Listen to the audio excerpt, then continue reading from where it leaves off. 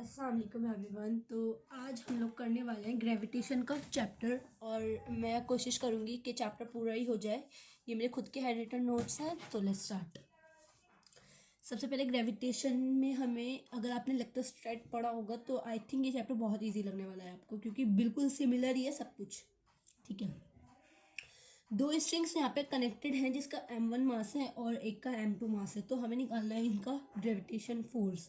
तो जो gravitation force का फॉर्मूला होता है वो होता है G m1 m2/r²। ठीक है, तो यहाँ पे हम वैल्यू रखेंगे और इसका आंसर आ जाएगा। उसके बाद force is along the line joining. ये जो ग्रेविटेशन फोर्स होता है ये अलोंग द लाइन जॉइनिंग होता है। Force follow inverse square low. Force is conservative force is a long range force. It is a central force. Gravitation mediated this force and it is the biggest force. It does not depend upon medium, even not depend on charge. ये charge पे भी depend नहीं करता। उसके बाद weakest force होता है, always attractive है। रीजन इसका स्टेबिलिटी जो है यूनिवर्स में वो ग्रेविटेशन फोर्स की वजह से। फोर्स एक्शन पेयर बनाता है। Work does not depend on path, it follow superposition theorem. एक बार और रिपीट करते हैं। फोर्स जो है अलोंग द लाइन जॉइनिंग है, फोर्स इनवर्स स्क्वायर लॉ को फॉलो करता है, फोर्स कंजर्वेटिव है, फोर्स लॉन्ग रेंज है, सेंट्रल फोर्स है, ग्रेविटेशन फोर्स मेडिएट होता है, and it is the biggest force. It does not depend upon medium, even not depend on charge. Weakest force है, always attractive है, reason stability का है। Force action pair बनाता है, it work does not depend on path और superposition theorem है। उसके बाद अब हमारे पास क्वेश्चन है कुछ। सबसे पहला क्वेश्चन है, अगर मैंने 25% मास ए से लेकर मास बी को दे दिया तो बताओ फोर्स। तो फोर्स होता है हमारा G m1 m2/r²। ठीक है, अब क्या हुआ कि इसमें से 25% निकाला है तो 25 को माइनस कर देंगे, 100 में से 75/100 हो जाएगा, और इसमें हम 100 में +25 कर देंगे, यानी कि m+25/100 कर देंगे तो आंसर आ जाएगा डायरेक्ट। ठीक है, ये हमारा न्यू बन गया। और उसके बाद m1 हम रखेंगे नया वाला, उसके बाद m2 रखेंगे पुराना वाला, उसके बाद हम फॉर्मूले पर पुट करके आंसर निकाल लेंगे। उसके बाद जो नेक्स्ट चीज़ है वो है हमारी व्हाट इज सुपरपोजिशन थ्योरम। अब ये सुपरपोजिशन थ्योरम क्या होती है? The force between two masses does not depend on presence of other mass. Superposition theorem ये कहता है कि जो फोर्स है दो मासेस के बीच में वो डिपेंड नहीं करता दूसरे मास पर। ठीक है, तीसरे मास पर वो डिपेंड नहीं करता। उसके बाद हमारे पास ये क्वेश्चन है, क्या कहते हैं, इसमें हमें निकालना है कि फोर्स बताओ थर्ड वाले चार्ज पे। तो सबसे पहले ये 60 डिग्री बना रहा है, तो हम लिखेंगे, अगर हमें आपको पता होगा 60 डिग्री √3 अब √3 होता है। उसके बाद G m m², और ये इसकी जो साइड लेंथ है वो ए दे रखी है, ए का स्क्वायर हो जाएगा। ठीक है, इसी तरह हमें स्क्वायर में निकालना है। F1 F2 हम करेंगे यहाँ पर, तो उससे भी आपके पास आ जाएगा। इसका जो डायगोनल हम निकालते हैं √2L आता है, तो फोर्स F1 कैसे निकलेगा? √2 G m² अपॉन में L का स्क्वायर। फिर ऐसे ही F2 निकालेंगे G m² अपॉन में L का स्क्वायर। और उसके बाद जो हम 3 निकाल रहे हैं, यानी कि थर्ड वाला, ये जो डायगोनल वाला है, तो डायगोनल वाले के लिए निकालने के लिए आप लोग क्या करेंगे कि √2 प्लस हाफ भी करेंगे। ठीक है, अब उसके बाद वेयर शुड आई प्लेस। अब मेरे पास एक क्वेश्चन है, ये हर तरीके के क्वेश्चन मैंने बेसिकली इसमें रिप्रेजेंट कर रखे हैं। मुझे कहाँ पे रखना चाहिए तीसरा वाला मास, ताकि so that the system is in equilibrium, system जो है इक्विलिब्रियम में रहे। ठीक है, तो उसके लिए एक फॉर्मूला होता है सिंपल। जब भी आपसे क्वेश्चन पूछा जाए उसके लिए सिंपल एक फॉर्मूला लगाना है आपको, r√n+1। r√n+1, r जो है इनके बीच की डिस्टेंस होती है, n क्या होता है यहाँ पे आपको न्यूमेरिकल जो इसमें दिया हुआ होता है, जो हमें लेना होता है, यानी कि जो नंबर मास का जो नंबर है वो लेना होता है, +1 करना होता है। ठीक है, इसमें क्वेश्चन भी है, यहाँ पे 20 इसका बीच का डिस्टेंस है, तो मैंने 20 रखा। आर की जगह पे 4m रखा, क्योंकि यहाँ पे 4 न्यूमेरिकल है, मास का जो मास है वो 4m है, और उसके बाद +1 करा है। ठीक है, तो इसके आपके पास सीधा आंसर आ जाएगा। अब उसके बाद नेक्स्ट पार्ट पे आते हैं। इसमें क्या दिखा रखा है कि 2 mass moving on a circular path to there gravitation then. अब एक बात बताओ कि 2 पॉइंट मास है, वो एक सर्कुलर पाथ पे घूम रहे हैं due to there gravitation force की वजह से। तो आप बताओ इस पे हमें कितना फोर्स लगेगा। ठीक है, तो देन m ओमेगा का स्क्वायर। देखो जो इसका फॉर्मूला है मैंने डायरेक्ट लिख दिया यहाँ पर। क्या होता है कि अगर आपको निकालना है तो आप इफ़ मतलब क्या कहते हैं, आपको अगर इसका डायरेक्ट वो निकालनी है, आपको वेलोसिटी कितनी स्पीड से ये घूम रही है, तो वेलोसिटी निकालने के लिए तो आप GM/4 r का स्क्वायर लगा देंगे, ठीक है। और अगर आपको निकालना है कि टाइम पीरियड, किसी टाइम पीरियड नीड, कितना टाइम पीरियड लगेगा उसको घूमने में, तो टाइम पीरियड के लिए फॉर्मूला है आपके पास m2π r² /T/G m² 2r का स्क्वायर, ठीक है। अब ये आप 2r वगैरह ये क्यों देख रहे हैं, क्योंकि यहाँ पर जो मैंने मास दिए हैं वो 2 हैं, और जो मास है वो m है, और 2r इनका डिस्टेंस है, तो यहाँ पे इसलिए मैंने 2r रखा है, ठीक है। उसके बाद हम यहाँ पर if 4 mass are at corner, यहाँ पर एक आपको मास रखा हुआ है, एक डिस्टेंस एक्स पे मास रखा हुआ है एक रोड से डिस्टेंस एक्स पे, तो आपको निकालना है फोर्स, तो फोर्स होगा GMM/AX A जो है वो आपका डिस्टेंस है रोड से मास का, और एक्स क्या है आपका, ये जो जहाँ पे से हमने छोटा सा पार्ट लिया है ना रोड का, वो DM उससे मास का डिस्टेंस है, और प्लस L कर दिया क्योंकि लेंथ है रोड की। अब उसके बाद आते हैं ग्रेविटेशनल फील्ड पे। ग्रेविटेशनल फील्ड क्या होती है, I=FG/m इसका फॉर्मूला है। ग्रेविटेशनल फील्ड को हम आई से यहाँ पर रिप्रेजेंट कर रहे हैं, इसको यूनिट होती है newton kilogram. It is a vector quantity, direction along force होती है, direction always toward the source mass, जो सोर्स मास होता है, सोर्स मास क्यू नॉट जो होता है उसकी तरफ ही होती है। Gravitational field due two point mass, let us assume, देखो अब एक पॉइंट मास है उसकी वजह से मुझे ग्रेविटेशन निकालनी है कहीं पर भी रैंडम जगह पर, तो हम लेट अस अज्यूम करते हैं कि एक m0 मास है जो कि r डिस्टेंस पर रखा हुआ है, हमने कहीं से भी मान लो निकाल रहे हैं कि मुझे ग्रेविटेशन निकाल के बताओ इस मास की, कहीं पर भी रखा हुआ है, ठीक है। तो हमने उसके डिस्टेंस को अज्यूम कर लिया कि वो किसी क्या कहते हैं r डिस्टेंस पे रखी हुई है, ठीक है, m0 मास। तो हम जब निकालेंगे तो फोर्स आएगा GMM² r²। Now we know I=F/m होता है, हमें पता है ऑलरेडी, F का फॉर्मूला भी हमें पता है, GMM/r² होता है, और ये वाला m भी मैंने यहाँ पर रख दिया। देखो ये जो है फॉर्मूला, ये यहाँ पर हमें ऑलरेडी पता है कि क्या कहते हैं, फोर्स जो है वो GMM/r² होता है, और ग्रेविटेशनल फील्ड का फॉर्मूला मैंने आपको बताया I=F/m होता है। तो हम यहाँ पर F की वैल्यू पुट करेंगे तो m से m कैंसिल हो जाएगा, तो जो ग्रेविटेशनल फील्ड का जो फॉर्मूला आएगा वो आएगा आपका GM/r²। I क्या है आपकी ग्रेविटेशनल फील्ड है, इसका जो रेक्टेंगुलर हाइपरबोला ये बनेगा आपका ग्राफ, और ये जो है ऑलवेज एट्रैक्टिव होता है। अगर सिमेट्रिकल मास डिस्ट्रीब्यूशन है तो उसकी ग्रेविटेशनल फील्ड ऑलवेज फोर्स उसका 0 आता है, ठीक है। इन ऑल द सेंटर में जो ग्रेविटेशनल फील्ड फोर्स आता है वो ऑलवेज 0 आता है। अगर मान लो फोर्स निकालना है किसी 6th पोजीशन पे, देखो ये वाला जो डायग्राम है हेक्सागोनल वाला, इसमें आपसे पूछा है इस 6th वाले पे, ये जो क्वेश्चन मार्क लग रहा है इस पे आपको फोर्स निकालना है, ठीक है। तो आप क्या करेंगे, यहाँ पर सबसे पहले एक निगेटिव m और एक पॉजिटिव m मान लेंगे। जो पॉजिटिव m है उन सब की वजह से तो ये न्यूट्रल हो जाएगी, बॉडी बिल्कुल 0 हो जाएगी क्योंकि सारे मास एक दूसरे को कट करेंगे। लेकिन जो निगेटिव मास है सिर्फ उसकी वजह से फोर्स आएगा, उसकी वजह से फोर्स कितना आएगा, GMM/L², ठीक है। Now we will put one negative, मैंने यहाँ पे यही बात लिखी है, we will put one negative one positive charge at the 6th place. जो पॉजिटिव है उसकी वजह से सारा 0 हो जाएगा, और जो निगेटिव है उसकी वजह से आपका आ जाएगा GMM/r²। अब यहाँ पे एक्सेलरेशन बता रखा है due to gravity on surface of planet, कोई प्लैनेट है उसके सरफेस पे मुझे निकालना है क्या, ग्रेविटेशन एक्सेलरेशन, ठीक है, ग्रेविटी की वजह से। तो जो एक्सेलरेशन का फॉर्मूला आएगा वो आएगा आपका G0 हम GM को यहाँ पर G0 भी बोल सकते हैं, तो मैंने यहाँ पर वैल्यू पुट करी। अब R जो है वो मैंने यहाँ पे रेडियस लिखा है क्या, 4/3πr², ठीक है। उसके बाद क्या कहते हैं, ये आपका यहाँ पे GM को मैंने यहाँ पे G0 r² पुट की है वैल्यू, R से R कैंसिल हो गया। आपका जो डायरेक्ट फॉर्मूला आता है ना, डायरेक्ट फॉर्मूला निकालने के लिए आपको अगर वो फॉर्मूला चाहिए तो वो आएगा आपका 4/3πg ρr, ठीक है, ये आपका फॉर्मूला आता है। उसके बाद हम यहाँ पे डेंसिटी एक बार और मैं आपको ड्राइव करके बताती हूँ, वैसे डेरिवेशन की जरूरत नहीं लेकिन फिर भी।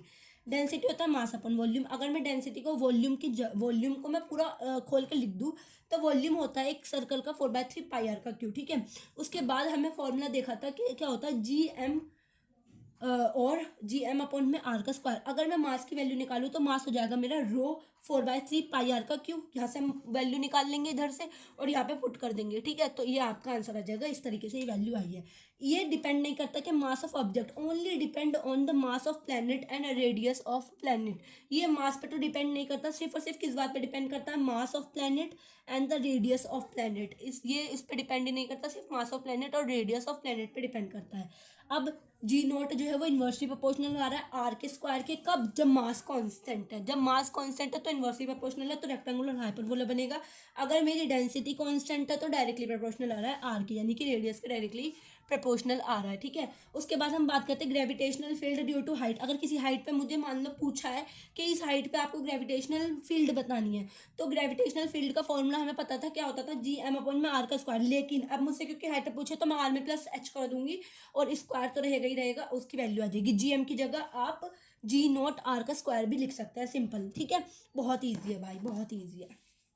उसके बाद हम यहाँ पर क्या कर रहे हैं, इफ एक क्वेश्चन मैंने यहाँ पर लिख रखा है कि if h is equals to 3r then find gravitational field at height. अगर मेरी हाइट जो है वो 3r है तो आप बताइए वहाँ पे ग्रेविटेशनल फील्ड हाइट पे, ठीक है। तो हम यहाँ पे फॉर्मूला पुट करेंगे, डायरेक्ट फॉर्मूला कैसे पुट कर रहे हैं देख लो। यहाँ पर जी नॉट आर का स्क्वायर, क्योंकि मेरे पास फॉर्मूला क्या होता था, मैंने आपको ऑलरेडी बताया है अभी के अभी बिल्कुल, कि जी एम अपॉन में आर का स्क्वायर होता है नॉर्मल, जो ग्रेविटेशनल फील्ड होती है। लेकिन क्योंकि अभी मुझे यहाँ पर क्या करना है, हाइट पे लेना है, तो मैं यहाँ पर स्क्वायर को हटा के प्लस एच करूँगी और उसको स्क्वायर कर दूंगी, ठीक है। तो यहाँ पे फॉर्मूला बन जाएगा और एच की वैल्यू पुट करूँगी, आर यहाँ पे ऐसे ही रहेगा। जी एम को हम जी नॉट आर का स्क्वायर भी ले सकते हैं, ऊपर मैं आपको ऑलरेडी बता चुकी हूँ, वैल्यू पुट करके आंसर आ जाएगा, सिंपल, ठीक है। उसके बाद यहाँ पर परसेंटेज रेंज अगर आपको निकालनी है, परसेंटेज रेंज निकालनी है, तो आर को हम जी रख देते हैं, जहाँ पे आर है आपका उसको हम जी रख देते हैं। तो ये हो जाएगा आपका 2h अपॉन में आर इंटू में 100, यानी कि परसेंटेज निकल जाएगी आपकी, सिंपल परसेंटेज। अगर परसेंटेज चेंज निकालना है जी में तो 2h अपॉन में आर इंटू में 100, ठीक है। अब इफ ओमेगा अगर हमें निकालना है, find omega so that weight, sorry find weight so that weight become half, ठीक है। आप मुझे ऐसा वेट बताइए ताकि जो वेट है वो हाफ हो जाए, किसका, अभी देखते हैं। G not g is equals to g note minus omega का स्क्वायर, ये यहाँ पे मैंने लिख रखा है, ठीक है।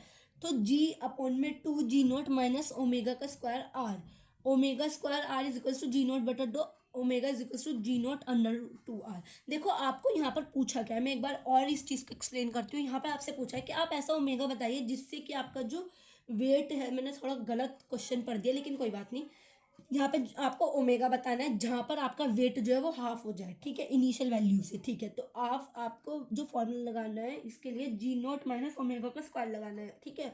उसके बाद आपको जी की वैल्यू, इसमें जी की वैल्यू हाफ रखनी है।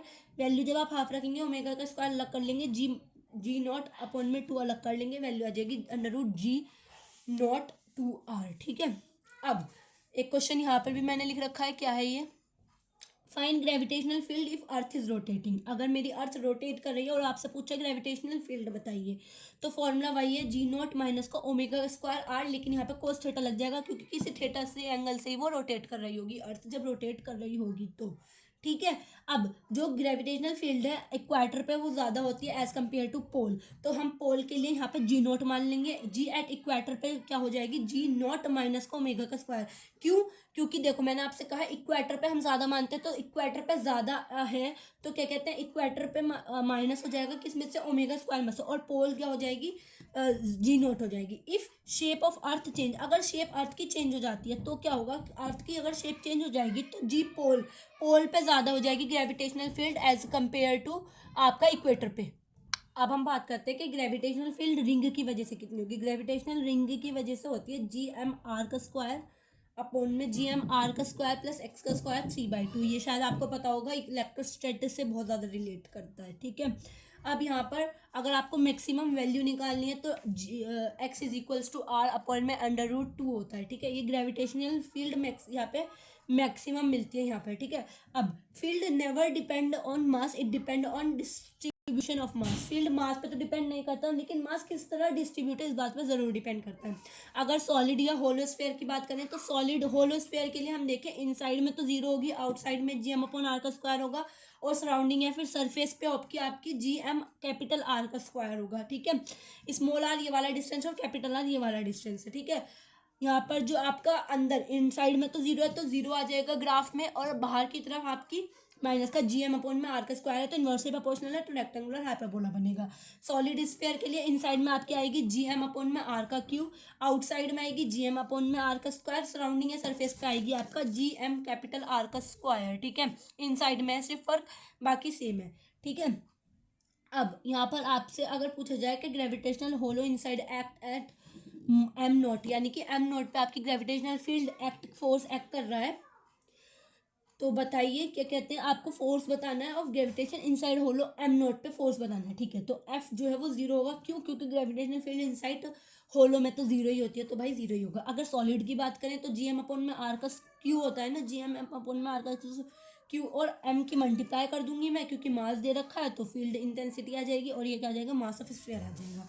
एक आर्क के लिए बात करें हम, अगर आर्क के लिए ग्रेविटेशनल पूछा है आपसे फील्ड ड्यू टू आर्क, तो जी एम अपॉन में आर का स्क्वायर साइन अल्फा बटा दो, यहाँ पर हमें यही करना है। ठीक है, ड्यू टू हाफ रिंग के लिए हम पाई बाई 2 लगाएंगे यहाँ पर, और साइन पाई बाई 2 लगाएंगे दोनों जगह, ऊपर और नीचे, और पाई साइन जो है वो दोनों तरफ से कट जाएगा, तो ये आपका रह जाएगा 2 GM पाई आर का स्क्वायर। ठीक है, उसके बाद हम यहाँ पर if I have a circle with I, अगर मतलब आपके पास सर्कल है with I gravitational field at centre, आपको सेंटर पे बतानी है ना, इट कट।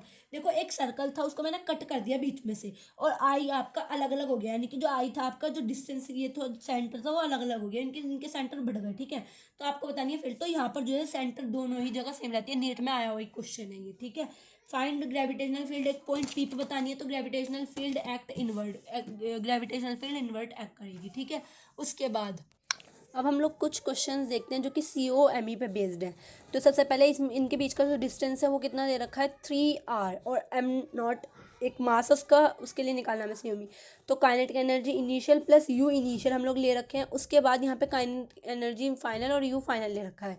तो काइनेटिक एनर्जी इनिशियल तो जीरो, क्योंकि जीरो इनिशियली तो रेस्ट पे है, उसके बाद u है आपके GM नोट अपन में 4r का स्क्वायर, 4r कैसे आया, क्योंकि ये 3r है, और उसके बाद रेडियस का डिस्टेंस भी इसमें जोड़ा है। ठीक है, उसके बाद हाफ mv का स्क्वायर माइनस का GM आर का स्क्वायर, उसके बाद इसको सॉल्व कर देंगे। ठीक है, जब mass goes from tunnel to reach the mid point, जब आपको COME निकालनी है, जब कोई मास m नॉट वो टनल से गुजरता है और किसी मिड पॉइंट पे पहुंचता है। ठीक है, तो जब आप निकालेंगे तो काइनेटिक एनर्जी इनिशियली तो जीरो है, उसके बाद GM अपॉन में आर का स्क्वायर नहीं कर रखा है, यहाँ पे डायरेक्ट आर लिख रखा है, हाफ mv का स्क्वायर माइनस का 3GM m नोट अपॉन में 2r, 3GM m naught upon में 2r ले रखा है। ठीक है, उसके बाद यहाँ पे इसको सॉल्व कर दिया। उसके बाद यहाँ पे अगर मैंने कोई भी मास रिलीज कराया फ्रॉम इन्फिनिटी, तो आप अप्लाई करेंगे क्या कहते हैं आपका COME।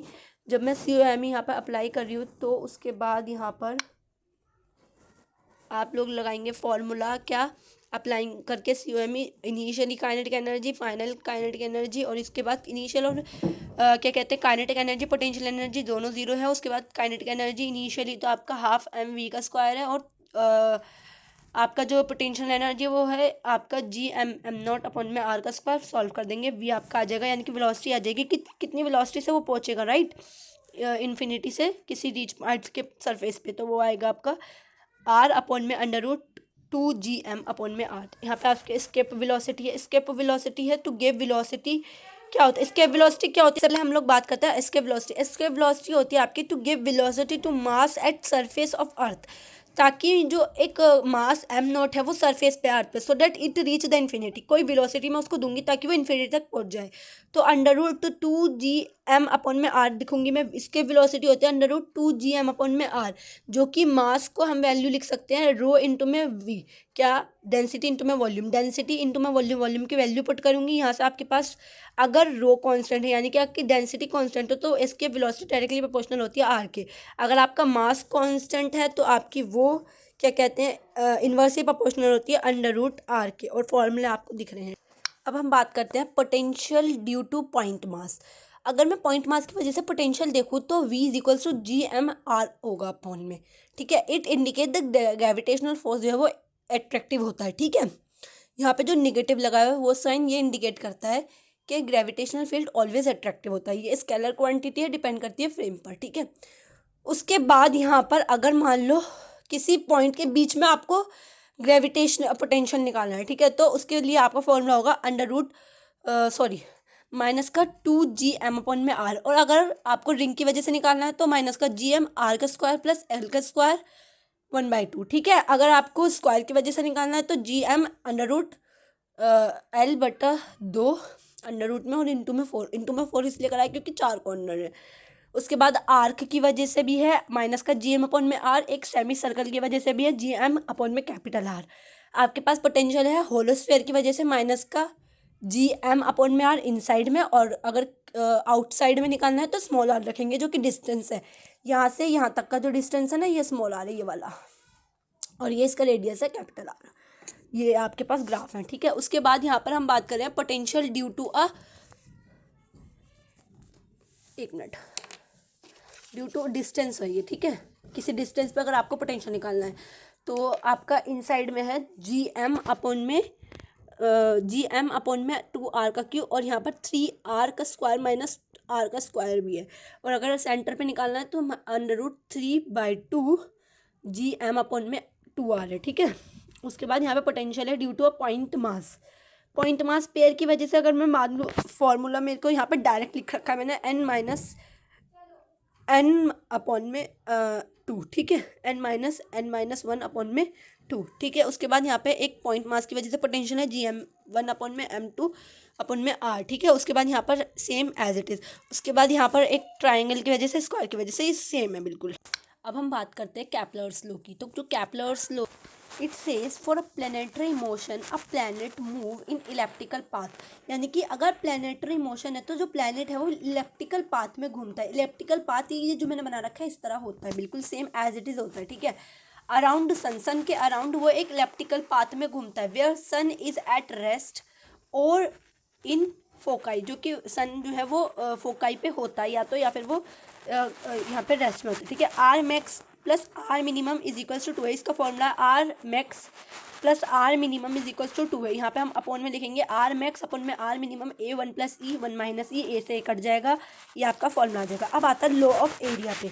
लॉ ऑफ एरिया क्या कहता है कि यहाँ पर dt अपॉन में डी ए अपॉन में dt is equals to constant, यानी कि L अपॉन में 2m is equals to constant होता है। L यहाँ पर कॉन्स्टेंट है, MVR is equals to constant है, ठीक है। MV इंटू में R perpendicular, R max V1 is equals to V2 R minimum.